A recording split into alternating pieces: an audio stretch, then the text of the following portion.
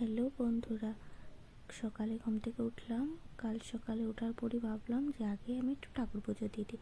তো স্নান সেরে আসলাম, এসে দেখলাম যে ও ঘুমায় আছে, ঘুম থেকে উঠেনি। তো ভাবলাম ওই ফাঁকে তাড়াতাড়ি করে ঝটফট করে আমি ঠাকুর পুজোটা দিয়ে দিই। অনেক দিন তো হলো ঠাকুর পুজো দিতে পারিনি, ওর জন্মের আগেও অনেক দিন দিইনি, 5 মাস পর থেকে, আর তারপরেও অনেক দিন দিইনি। তো তার জন্য মনে একটা আশা ছিল যে না, একটু দিয়ে দিই, অনেক দিন তো হয়ে গেল।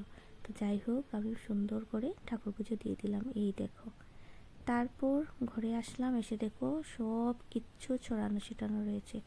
মা ওদের ঘর থেকে আসলাম তো সব রয়ে গেছে, সব কিছু গুছালাম। এই দেখো, রুমটা একটু ঠিকঠাক করলাম।